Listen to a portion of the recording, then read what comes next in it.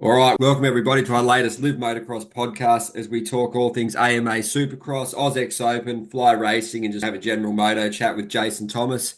Obviously, before we welcome him, thank you to everyone for listening and supporting the website. We really appreciate it. We'd also like to thank our partners in 24MX, Dirt Store, Fuchs Silkaline, and Dragon Energy for all their incredible support. As without them, none of this would be possible. All right, thanks for joining us, JT. How's life and how's it all been for you, mate? Been a busy week? Yeah, it's been all right.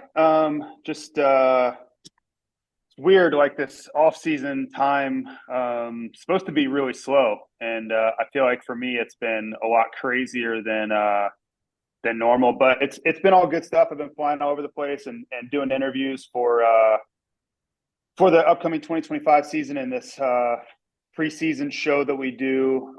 So yeah, I certainly don't have anything to complain about. Just trying to get some downtime and take advantage of opportunities where they may be at the same time. So it's a little bit of both. Yeah, mate, it's really cool what you're doing. Obviously, you've been doing a lot of the meetings and stuff with Feld and, talking to all the heavy hitters there. And just, I guess, from what you were saying on the industry seating podcast, you sort of have like a no stone unturned approach. You're always sort of floating ideas, solutions, brainstorming. There's a lot of smart, educated, knowledgeable people, I guess, to, bounce ideas off. So, how was that for you, mate? Talking about things like format, just everything to elevate the product, isn't it? Yeah, it's all good. Just trying to find some balance in all of it. There's a lot of different things all kind of happening at the same time. So I'm fortunate that I'm trusted to manage all of it the way that I kind of see fit. But yeah, it definitely could take a toll on you. Yeah, mate, it's obviously shaping up as a pretty cool season, and obviously congrats on being, officially confirmed as part of the broadcast team again. They obviously dropped that release last week. Obviously, you, Weege, Lee, RC, Stu going to be involved, and then race day live with Brayton and AC. So it's a really impressive crew you've got together, and it's just a real treat for the fans. All that knowledge, insight, and the way you guys execute. It's just really impressive, mate. So just tell us a little bit about the team and how exciting is it to be going around again with such a great crew.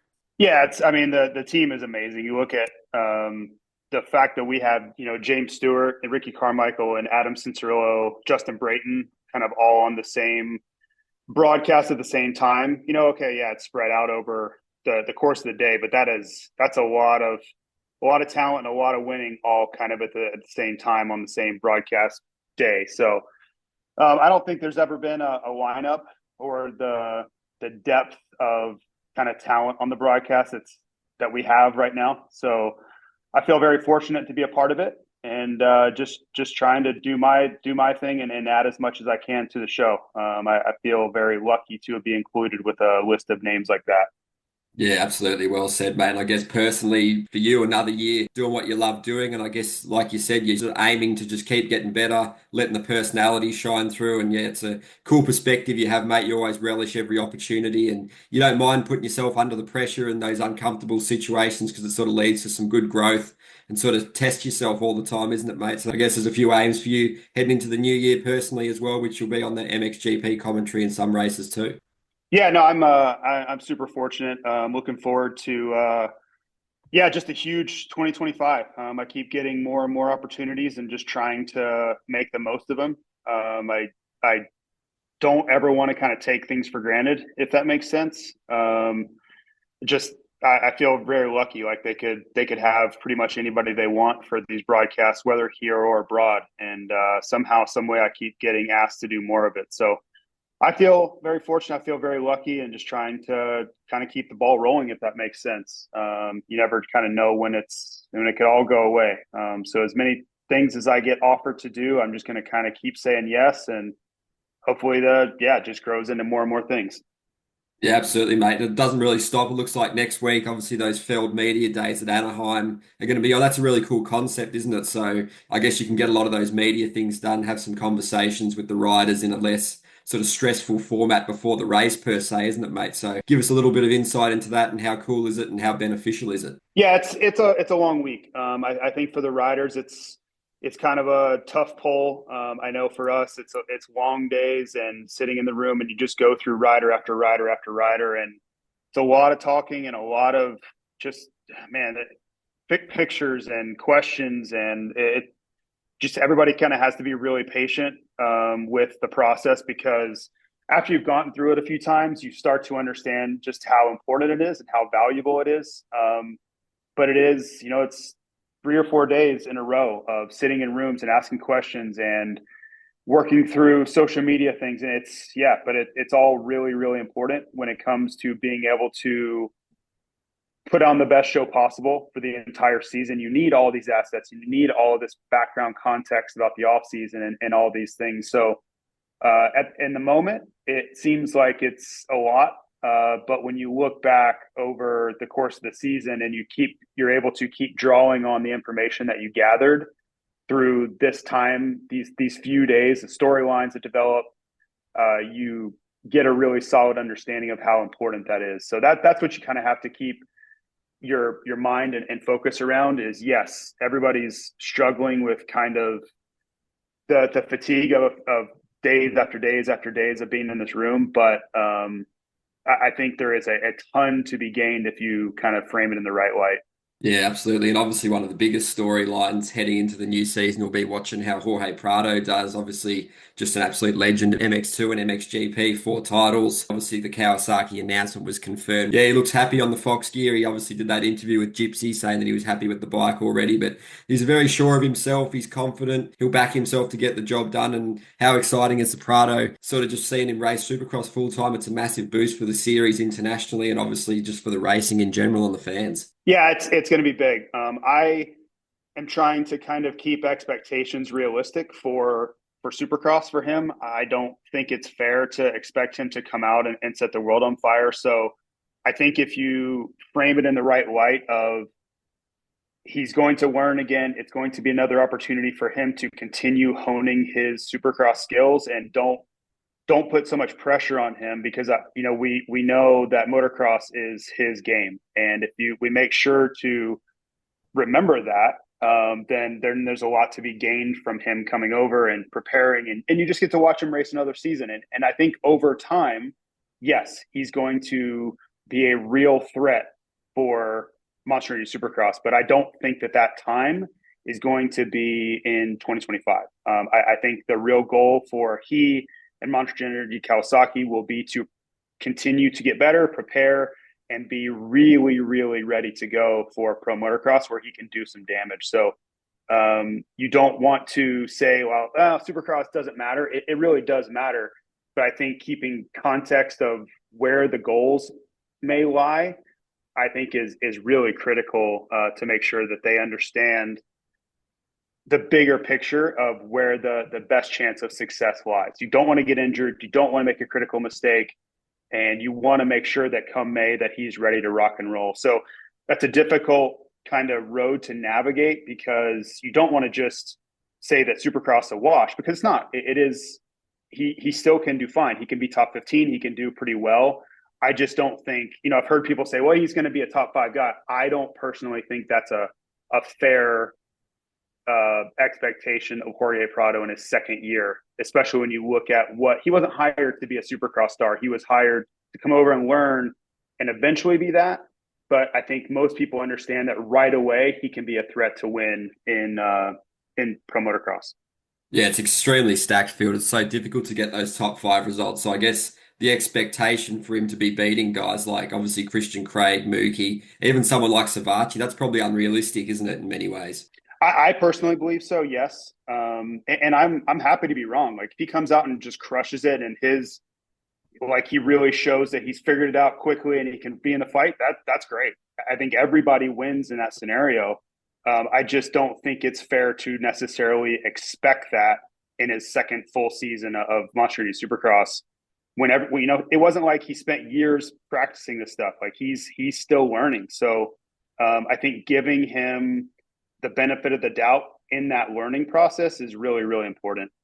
Yeah, absolutely, mate. And another topic that's really drawn the headlines this week and the last week has been the Lawrence brothers Deegan situation with, Hayden eventually obviously not racing AUSX Open when he wanted to. It's an interesting sort of dynamic at play there. Obviously the fans in Australia, They'll love them. Absolutely awesome. So cool for them to come home and race a race like that. And obviously, just after all the things they've done and winning the nations, it'll be a really cool homecoming. But I guess the atmosphere looking ahead to A1, and especially when Deegan moves into the 450 class in the not too distant future, it's really going to stoke the fire for that. I'm sure the Deegans will lean into it. And the fans will definitely be on their back because obviously, there's a lot of sort of tension between certain fans and the Lawrence brothers not liking what they do. So that's going to be a fascinating topic to follow, isn't it? Yeah, that's been the big story over here for the past, I don't know, week or so. It's just been kind of following that. And, I don't want to get myself in trouble, but I kind of chuckle when I see some reports come out and some comments come out. And I did my own podcast to cover what I felt and what I had learned and saw and talked to people about. And then I had kind of people pushing back versus what was published in another article. But I feel very confident about the things that I said, even now more so. I just know, I don't want to say I know too much because that's not really the case, but I know more than people are willing to put out publicly. That's really what it comes down to. And I'm not here to blow people out. I don't have a dog in the fight. I don't really care. But I also, I struggle when I see people kind of spinning things to paint around what actually happened. I don't think that's amazing. Like, I don't love, if you're going to do something and a situation is what the situation is, just put that out there.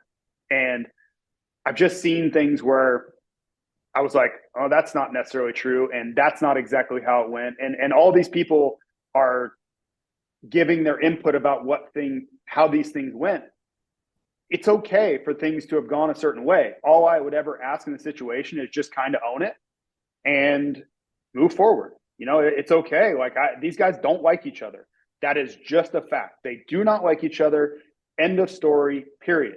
Do I think that the Lawrence camp, Lucas Myrtle, anybody involved wanted Hayden Deegan at this race? Absolutely not. They did not and do not. That is my opinion.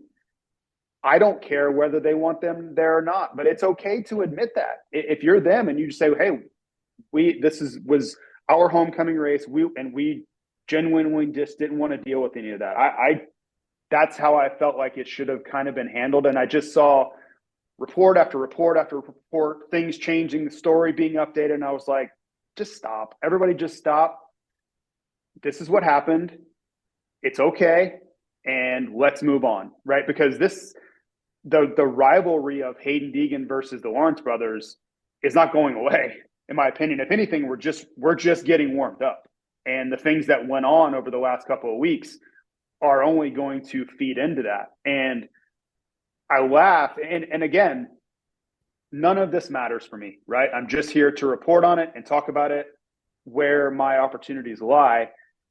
But I think the funniest part, I guess the court of public opinion is being battled over. And that's why you put these reports out. And that's why you kind of, whichever side of the story you're on, whether Deegan's is or the Lawrence's, you're putting out there your side of things. That's always a part of it. But in the end, if you are the Lawrence camp, and when I say the Lawrence's, I mean everybody involved, whether it's AUSX Open, Lucas Myrtle, the Lawrence's themselves, any part of that equation, which, let me be clear, I'm big fans of all those people I just mentioned. I get along very, very well with all of them, and they've always been super kind to me. But for them, no matter what they say or do you think, I'm not saying you, Ed, but anybody, do they think that the Deegans are going to be swayed by any of that? Of course not. They're involved in it. They know what happened. Their agents are all battling it out on texts and calls. Like, they're not going to be swayed by anything that comes out on some article or public comments, or like none of that matters. So to me, I just take a step back and I'm like, okay, I feel very confident. I know exactly what happened and why. And I don't care, but it's wildly entertaining.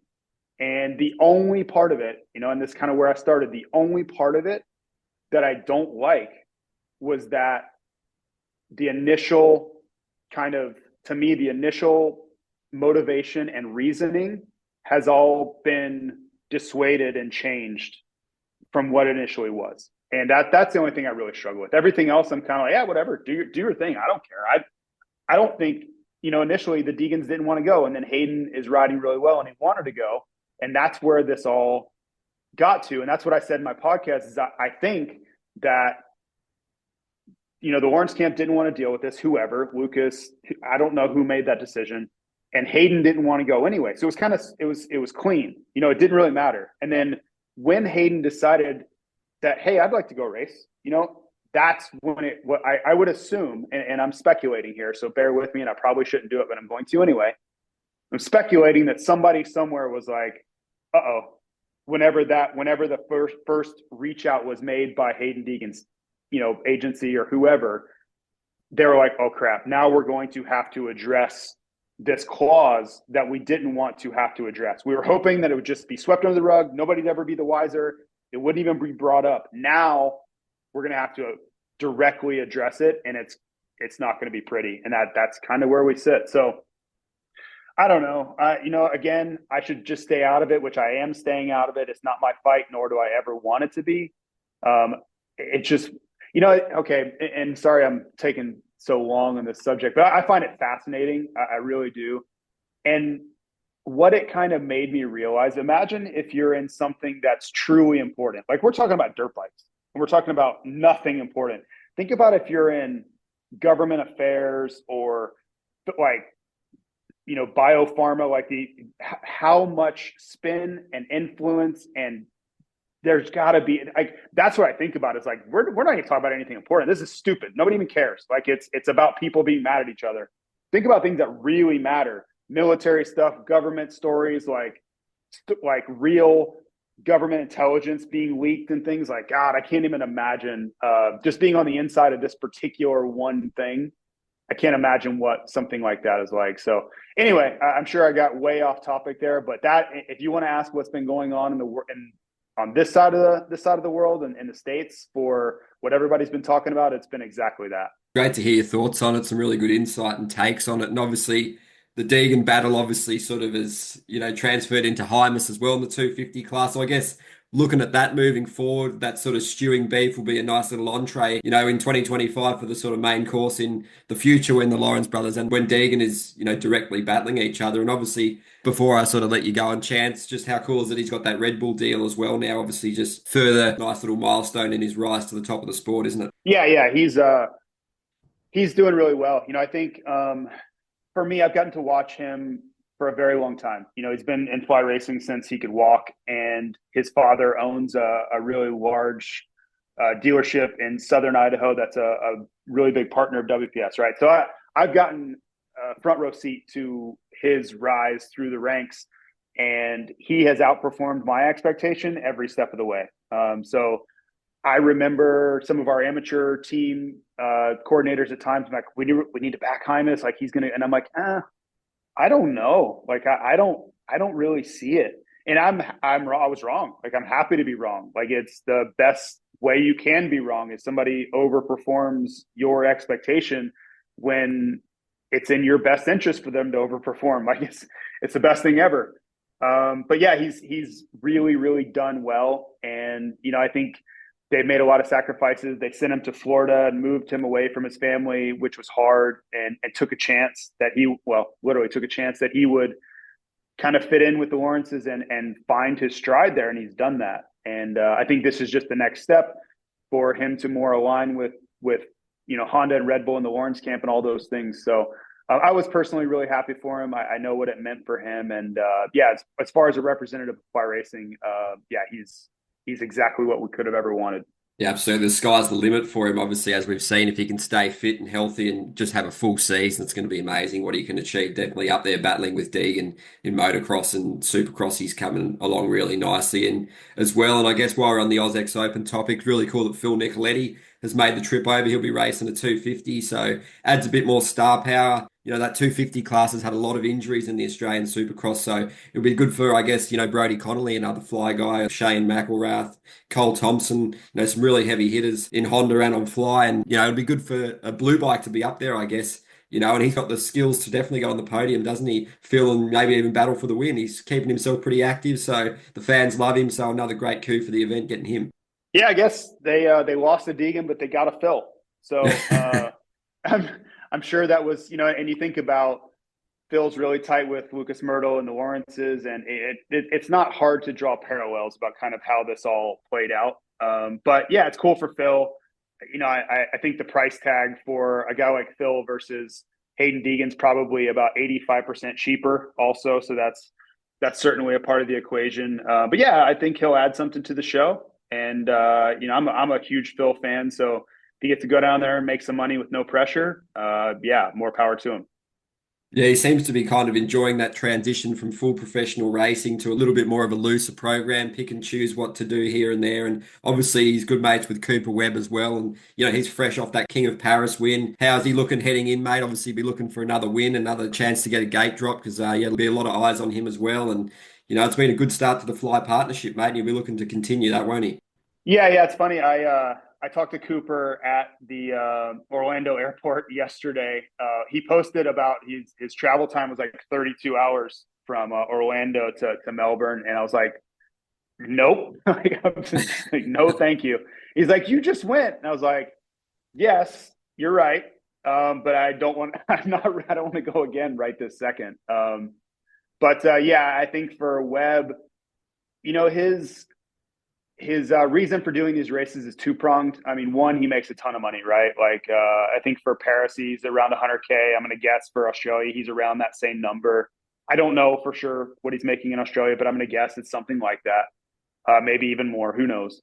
But so yes, he is one of those guys that the money really matters. You hear some of these guys like Sexton, they're like, I don't even think about the money, right? Webb does. Like he's older than Sexton. He's older than these guys, and I think the older you get, the more you realize how hard it is to make money like that. So for Webb, he definitely cares. So there's that side of it. And then the other side is he's trying to close the gap to Jet Lawrence. Like, make no mistake about it. He is using these off-season races to gauge where he is in his process, how much more improvement he needs to make to be ready to take on Jet Lawrence head to head. And he understands he's going to have to deal with Tomac and Hunter and everybody else, right? Like all the other contenders. He understands Chase Sexton, those guys will be in the fight too. But he knows, and to his comments directly, if he can't beat Jet, it really doesn't matter, because he views Jet as the best guy. And you're going to see an interview come out with Eli Tomac on December 29th, where I ask him the same question. And he says, well, I have to beat Jet.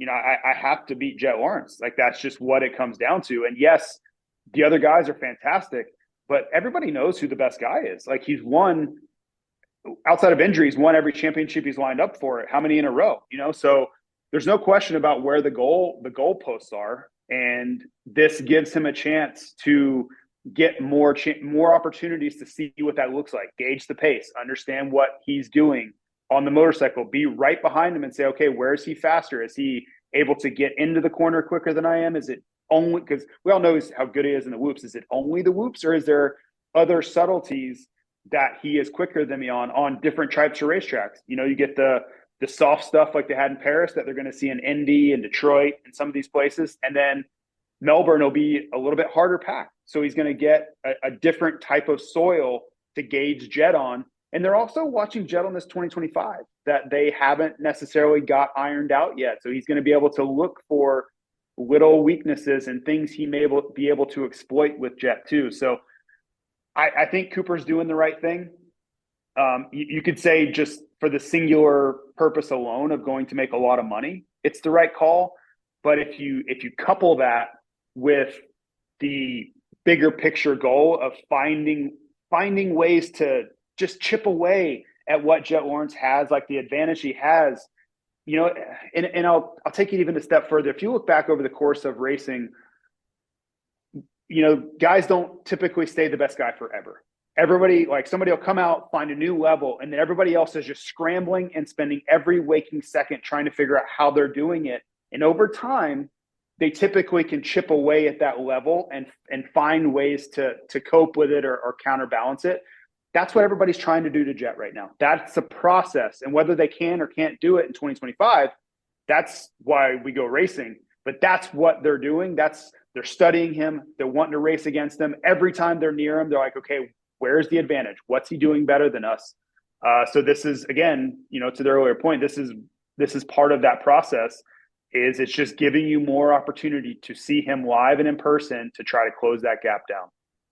Yeah, really excellent stuff. It's obviously a good gauge, I guess, to gain some key takeaways. I guess you were mentioning in your other podcast that, it's difficult and you've got to be sort of measured and sort of not jump to conclusions in these off-season races. Obviously, some of the machinery is a little bit different to what they'd be running, in the normal Supercross series. So how much of an impact does that have? I guess it's just another step in the pre-season, really, but it gives you that little bit more insight and some learnings and stuff, doesn't it, mate? So you can't draw too much, but there's also not completely useless, isn't it? There's sort of that fine little middle ground, isn't it? Yeah. And both of them, that's the greatest part of it, is both of the reasons for going are more than valid. Like if you're said, somebody posed the opportunity and said, hey, we'll give you a chance to go race jet and figure out where you're at, that's a reason enough alone. But then you're going to couple that with making a 6-figure payday. I mean, it's a no-brainer, right? And you look at the WSX guys, I think similar but different. For Tomac, I think it's more of I want to continue to get back to 100% ready to win the 2025 championship. There's that side of it, because let's face it, he's been in a nonstop recovery period since this time a year ago. It's been one continuous process to get back to where he was, let's say, at Denver in 2023. That's really what he's still trying to recover from. And I think he's there. I think he's back and ready to compete. The real question is, and unanswerable, and also why we're all going to be so glued to racing in 2025 is his best good enough? We simply don't know. In the past, it has been. In the past, if you give us a on-form best performance he has, Eli Tomac, that's good enough to win anywhere in the world. Most of the time, over the course of his career. The question will be, at the age of 32, against Jet Lawrence, against all these guys that, Chase Sexton's, I don't know if he's in his prime or not, but he's going to be healthy. He's got a second year on KTM. Cooper Webb is certainly kind of having a renaissance period right now. Is it good enough to win? And we're going to find out. But I do think he's on the best form we've seen him since that fateful lap in April or May of 23. Yeah, absolutely. He looked really excellent in the WSX, obviously in Perth, obviously dominated, was a cut above. And it's going to be really quite interesting to see how he goes on that, arena cross style track in Abu Dhabi to finish the season, where obviously look to wrap up the title. His starts have been really good and he's going to need them, especially with a guy like Vince, who's really good at starting, and he's raced on arena cross in the US and then going to race, obviously, World Supercross there. And it's really sad what happened with Dino, another victim of Vince, another issue there. It looks like his shoulder's done and he was probably going to miss a heap of racing. So keys to success is definitely the starts for Tomac, just to stay away from the danger and stay healthy, isn't it? Yeah, it's tough, man. The subject of Vince Friese it's honestly one that I don't think there's ever going to be an answer to. I've been watching him and dealing with it personally, and then got to retire and watch from afar again for since 2008. Steel City 2008 was my first experience with him, and it wasn't even me; it was Nick Way at Steel City, right when he turned pro.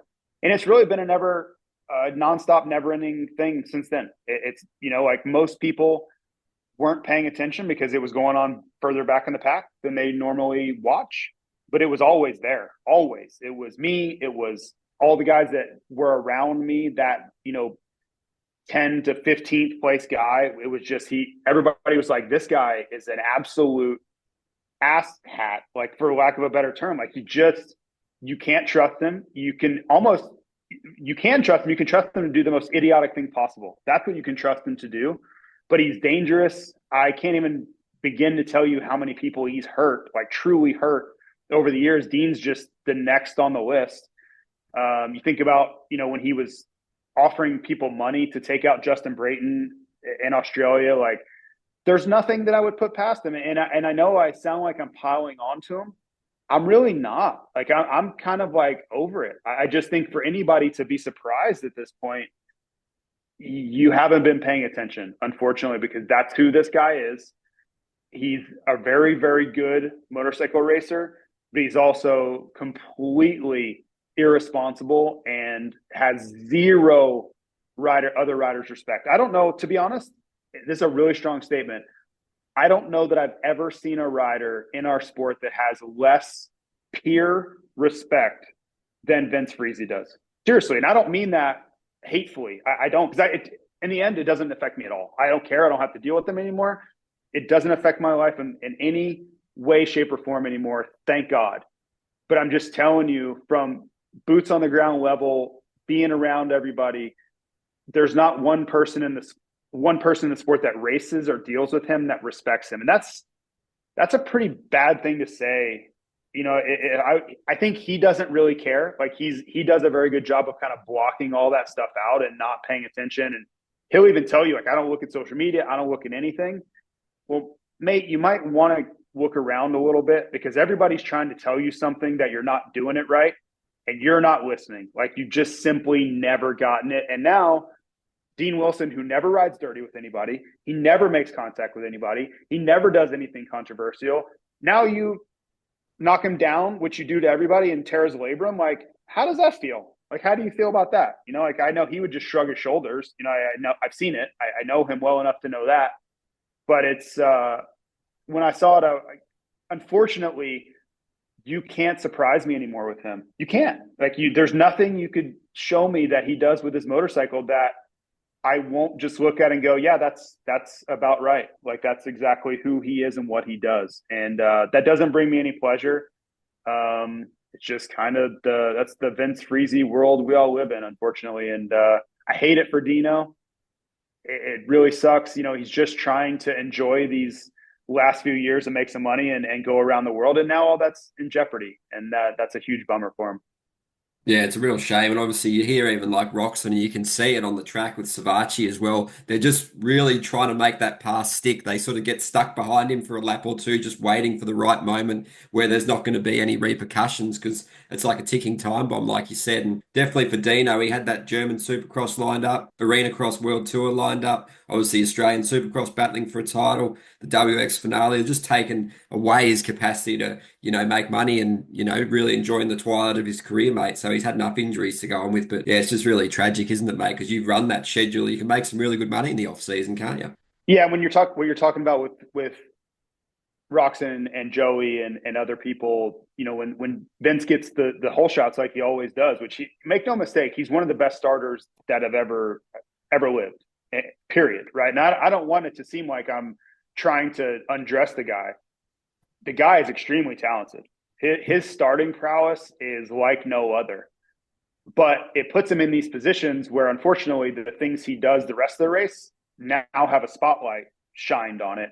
And when you're watching guys like Joey and Roxon trying to pass him, you can see how hesitant they are, because you can't trust him at all. You just know you can't trust him. You can't pass him. And then what normally would happen is people would take the normal line, and everybody understands at that level of racing, like, you're talking about the best racers in the world, right? Their presence on the track, their understanding of the situation going on around them, they all know what the deal is, right? So if they're passed, okay, like, he got me, I'll try to set him up in another corner. But you can't think that way with Vince, because if you take the normal, he'll come in and just he'll saw your front wheel right off, right? And if you try to trust him going down a rhythm section where you're alongside him, he will veer into you. Like, he'll lean towards you to try to force you to let off or crash you. He doesn't care which, but he will do that. Other people would never dream of doing that because of how wildly dangerous it is. That is just a no-no. Like, that is so far out of line. Like, the most professional, like, top tier riders would never dream of doing something like that. Like, that is just so far out of line that if you brought it up to me, they'd be like, yeah, you can't do that. Like, that's not something you even think about doing. Vince would never even hesitate. That's just what he does. So you see, like, when they were where were they? Vancouver, you could see Vince moving over and Roxon, like, checking up, like, in the middle of rhythm section. That's because Vince is moving to his right, like, right into his line. And Ken's like, oh my God, this guy's going to kill me if I don't let off. It's things like that where I understand, like, people who haven't watched the sport a lot or casual fans, they're not going to see that, right? It's a little bit nuanced and it's a little bit subtle. But for those guys, and when I say that none of the other riders respect him, it's because of things like that. Things that are a no-brainer act. You cannot possibly think this is okay. He'll do it without any hesitation. That's where you don't get any respect ever from anybody. And yeah, it just sucks. You know, in the end, if people crash and you lose money, like I've had that happen to me a million times for Vince. Literally, he's probably knocked me down 15 times, and it's a real bummer. But when you hurt someone in the process, that's like a whole different thing. That takes it to a completely different level. And I'm not saying that Vince tried to hurt Dean. I don't believe that. I don't believe Vince was like, I'm going to hurt this guy. But unfortunately, when you act irresponsibly with your motorcycle, that's a high likelihood of happening. So, and that's where we are. It's just a bummer. Yeah, it's dangerous enough as it is racing supercross and dirt bikes without having to worry about that for these guys. And yeah, it's just sad, mate. We wish all the best to Dino and hope he heals up quick and can still get some really meaningful racing in and all that, mate. But before I let you go, any final thoughts? Obviously, your take on Sexton's preparation. Obviously, all the guys that are, putting the work in at the Baker's factory, the Star Crew, obviously the Dog Power, the Lawrence brothers will be hitting that up, mate. Any thoughts on those facilities as well? Just anything you'd like to end on, mate? Yeah, it'll be. I'm very interested to kind of see where the Lawrences are this weekend. I think for them to go to Paris, like Jet was great, right? He wins 5 out of 6, but he wasn't extremely comfortable with the bike, and Hunter was even less so. So they've gotten to kind of digest that, download everything with their team, think about some possible solutions, and then try to apply them here in Australia. So that's what I'll be looking for this coming weekend at AUSX Open, to see if they've taken a step.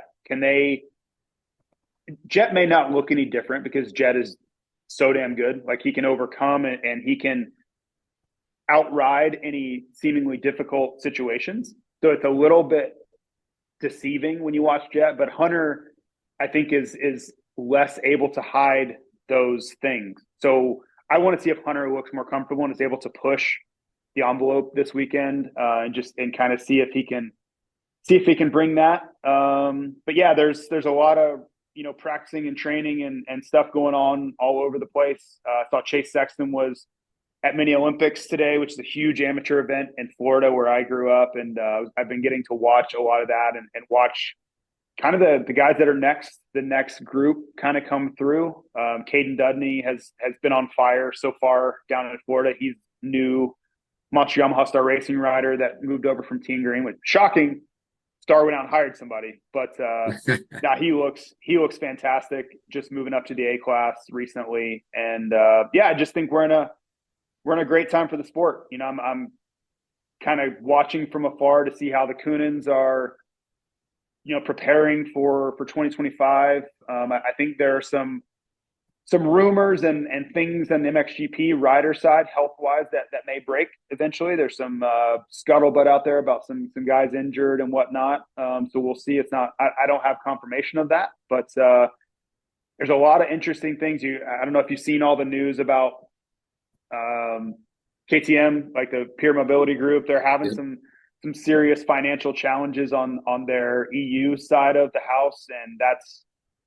Yeah, I actually own some stock in that company. Not anything crazy, but so I've been trying to read and see exactly how exposed I am to what's going on over there, and it doesn't seem like it's all that great, unfortunately. But just trying to navigate through those waters and learn what their challenges they're facing, because all the stuff's intertwined, right? As for Western Power Sports and Fly Racing, our sister companies are based in Europe. Whether it's beer distribution or the former Race FX, which is absorbed by beer. Like, we have a lot of exposure to the EU markets, so trying to understand those things, kind of reading the tea leaves of other things that are happening, like with KTM, you can learn a lot about, maybe not so much about what we can do in the moment, but what mistakes maybe we can avoid down the road, because we can learn from things that I'm sure they would love to have back, right? So I don't know. It's just an interesting time in the sport. It seems really healthy, and there's so many people riding and so many things out there. But then you look at another aspect of it with KTM, you're like, oh, that doesn't seem good at all, right? So trying to parse through what the real situation is yeah, not easy, but it's certainly interesting. Yeah, it's definitely a good one to follow. And just quickly, lastly, on the fly racing stuff, mate, how's the response and the reaction been to the Webb and Decali deals? Really positive stuff. And obviously looking ahead to 2025, heaps of exciting stuff too, isn't there? Yeah, it's man, just those are big steps, right? Like I think between signing Cooper Webb, signing Twitch last year, signing the KTM Junior Supercross program, signing Red Bull, KTM Factory Racing, the Carly is the team name. I'm still trying to learn that.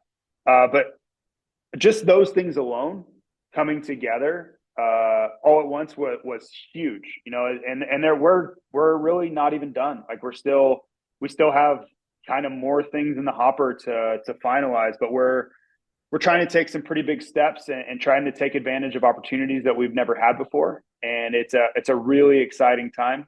And I just think it shows kind of the momentum. Like I feel like we have a lot of positive momentum on our side that really nobody had apparel wise for the last couple of years. It's been some of the darkest days in apparel that I can remember, but we're kind of starting to work out of that. And I think when we get back into a normal or even strong market, we're really going to take advantage of kind of the moves we made in that slower time. I think if you can be aggressive during the toughest times, it's going to set you up really well when kind of things come back your way.